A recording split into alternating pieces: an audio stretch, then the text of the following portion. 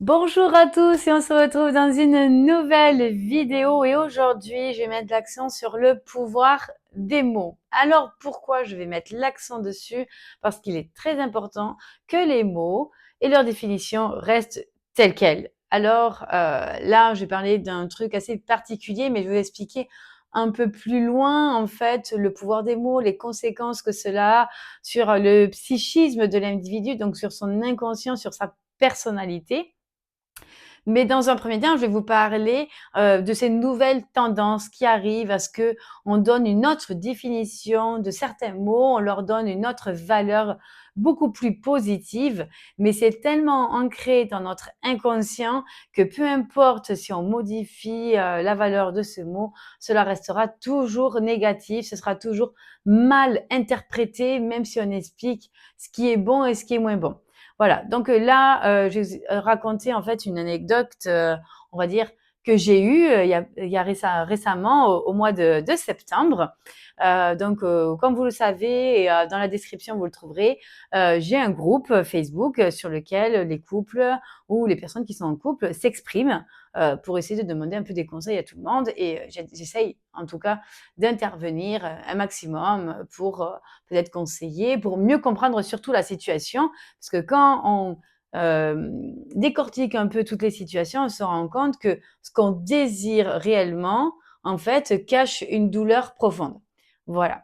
Et donc là, bah, c'est une personne qui explique et tout ça, sa situation. Alors je ne sais plus trop parce qu'il y a plusieurs publications par jour.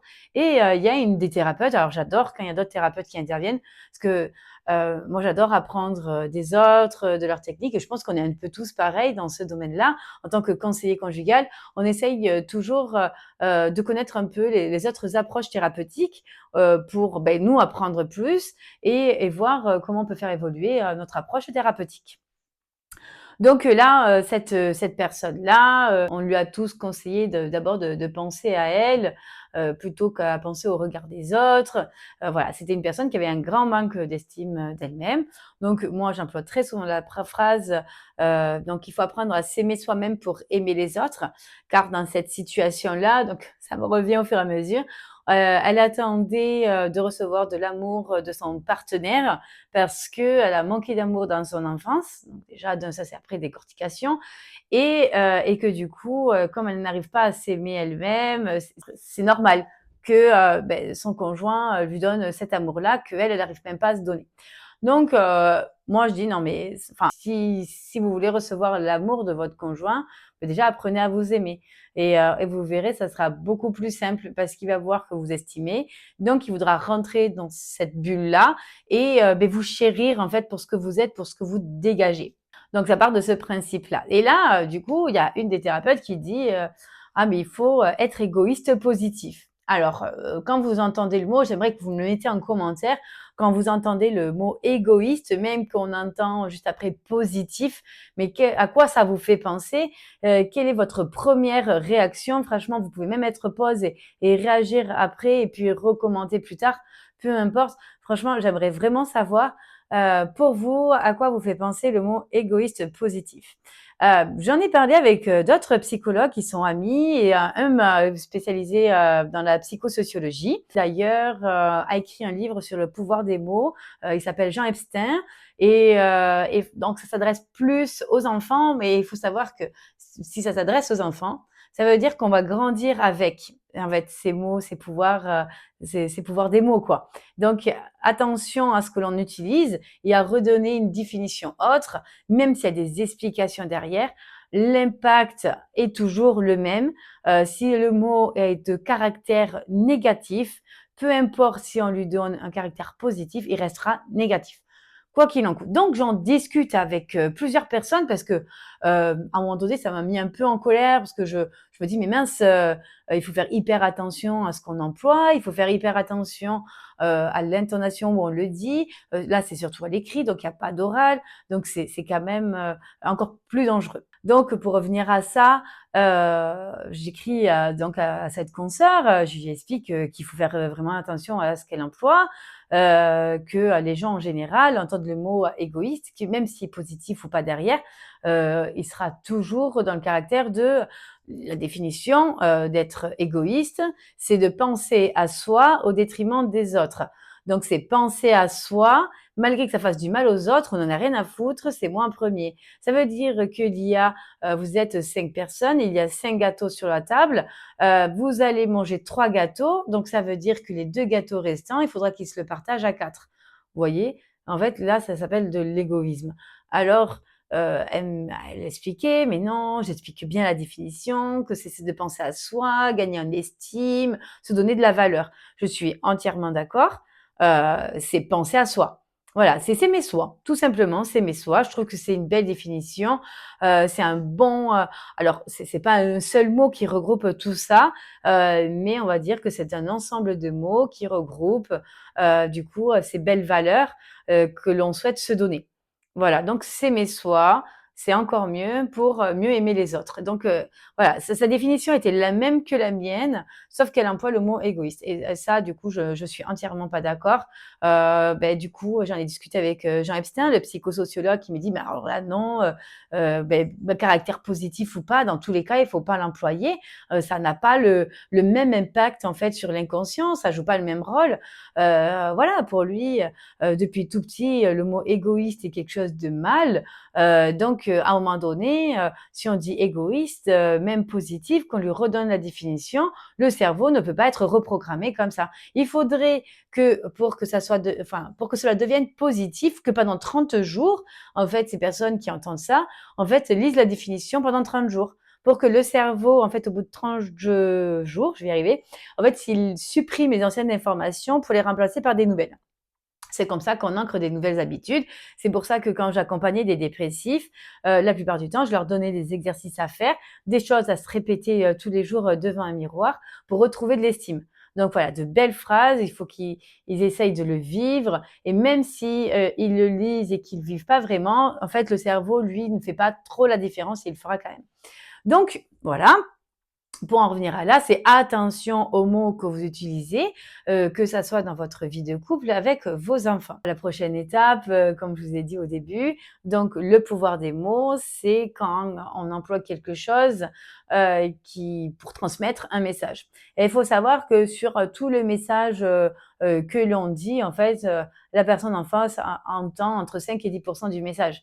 Donc, je fais pas tout décortiquer parce que sur Internet, on le trouve très facilement. Il y a une espèce de, on va dire, de ligne, on va dire presque temporelle. C'est-à-dire que 100% de votre pensée, du coup, 85% sortiront de votre bouche. Donc déjà, on a perdu 15% comme ça, et je crois que même c'est peut-être 70%. Donc il y a peut-être 30% de messages qui a disparu de nos pensées au moment où c'est sorti. Du coup, la personne en face entend du coup à 40% et elle l'entend, mais elle le comprend qu'à 10%. Donc, vous imaginez bien que là, en fait, 100% du message de pensée arrive à 10%. Donc, c'est un dixième de ce que vous avez pensé qui a été compris par l'autre en face. Donc, on est carrément dans, peut-être pas dans l'absurdité, mais presque. Et c'est pour ça qu'il est important d'employer des mots très simples. Souvent dans les couples, alors certains me disent que c'est assez réducteur, mais je trouve que c'est le seul moyen de se faire comprendre des autres. Je ne sais pas si vous faites attention à ce que je dis, mais souvent j'emploie des mots un peu techniques, peut-être pas très techniques non plus, mais je l'explique différentes manières. Voilà, au cas où que ceux qui n'ont pas la définition de certains mots, je l'explique autrement. Et dans les couples, je leur conseille de s'adresser à l'autre quand il y a une situation, on va dire, un peu compliquée, quelque chose qu'on aimerait dire et on a peur de blesser l'autre, c'est de s'adresser à la personne comme si c'était un enfant de 6 ans. Alors, ce n'est pas réducteur. Parce qu'un enfant, en fait, en bas âge, qui a 6 ans, qui a la capacité un peu de comprendre, on va employer des mots très simples. On va essayer d'utiliser des mots qui ne vont pas le blesser, mais des mots qui vont activer ses sens de compréhension. Donc, on parle à l'autre comme si c'était un enfant. Alors, c'est vraiment comme si pour que le message passe bien. Quand il y a des choses qui nous chagrinent, quand par exemple il y a des malentendus, ce sera un des sujets du coup de vidéo qui arrivera un peu plus tard sur ma chaîne, mais il y a énormément de malentendus par rapport à ça. C'est qu'on a tous, comme j'ai dit au début de la vidéo, des définitions de mots qui nous sont propres. Donc c'est pour ça que il faut vraiment expliquer de différentes façons les mots qu'on emploie parce que peut-être la signification de l'autre n'est pas la même que la nôtre.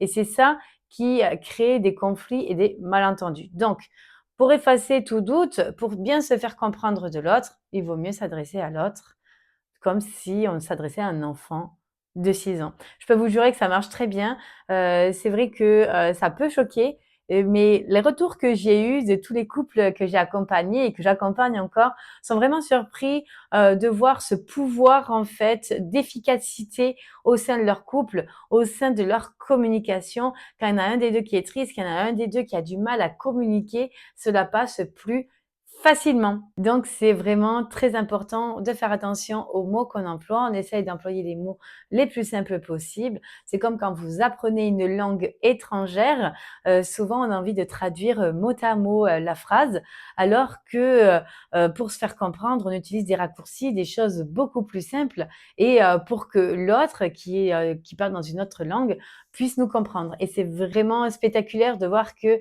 ces messages-là sont bien mieux compris et ça évite énormément de conflits inutiles. Voilà. Donc, concernant plutôt les enfants, il faut savoir que quand on utilise des mots, les enfants n'ont pas le recul nécessaire comme nous, adultes, pour se dire ce mot-là, par exemple, quand tu as employé, par exemple, ah ben qu'est-ce que tu es bête. Ces mots-là, pour nous, on va dire ah oui, c'est parce que oui, c'est vrai, j'aurais dû réfléchir avant, j'ai pas pensé. Pour un enfant, si on lui dit mais qu'est-ce que tu es bête, l'enfant va le prendre au premier degré. Il va pas le prendre au second degré comme l'adulte. Il va se dire ah, je suis bête, mais est-ce que je suis bête tout le temps? Bah, du coup oui, peut-être je suis bête tout le temps. Donc c'est pour ça que je fais des trucs nuls. Il va se dénigrer et perdre confiance en soi. C'est comme un enfant qui a certaines pathologies. Je vais recherches qui ont été faites sur la psychologie de l'individu, du coup, détectent certaines pathologies chez l'enfant et qui est mieux pris en charge. Sauf que à force de dire à un enfant, ben, il est malade, donc c'est pour ça qu'il prend un traitement, c'est parce qu'il est malade. Alors qu'en fait, les traitements sont que sur une courte durée jusqu'à que l'enfant arrive vers l'adolescence, donc vers 14 ans, où les traitements ne sont plus d'utilité, car l'enfant est en capacité de maîtriser certains comportements et capable de maîtriser aussi certaines choses. Donc, si on lui dit qu'il est malade, que ben, s'il agit comme ça, c'est parce qu'il est malade, en fait, on lui donne la possibilité, en fait, d'être un enfant roi. Et c'est pas le but recherché. Un enfant a absolument besoin de cadre pour se sentir aimé, pour se sentir écouté et soutenu. Un cadre, ce n'est pas gronder, ce n'est pas être strict. Bon, gronder, si, forcément, quand il fait une bêtise. Mais ce n'est pas laisser la porte ouverte à toutes les bêtises et des excuses telles mais c'est normal qu'il réagit comme ça. C'est parce qu'il est malade. Non, ça ne fonctionne pas comme ça. C'est vraiment embêtant d'utiliser ce type de vocabulaire et ce type d'excuses pour pour montrer que c'est la maladie qui fait ça et que c'est pas une maladie. Comme je dis, c'est une pathologie. Une maladie, ça se soigne. Une pathologie, on apprend à vivre avec. Et alors, je sais qu'il y en a certains qui m'ont déjà écrit sur ce type-là. Si la maladie, la pathologie, c'est la même chose. Moi, j'ai jamais vu une pathologie se guérir. Franchement, on apprend à vivre avec. C'est comme ça. Une maladie, bah, ça se soigne. Donc, il y a des maladies qui se déclenchent plus tard, mais qui se soignent pas et qui se transforment en pathologie. Enfin, moi, dans les cours de psycho, c'est comme ça que je l'ai appris et c'est comme ça que je l'ai interprété. Et vous voyez, là, c'est encore un bel exemple de attention aux mots que vous employez, parce que moi, je l'ai interprété de cette façon, alors que d'autres l'ont interprété d'une autre manière. J'espère que cette vidéo vous aura plu. J'espère que vous ferez plus attention aux mots que vous emploierez avec votre moitié et vos enfants. C'est vraiment très, très important pour le bon développement de votre couple et de vos enfants.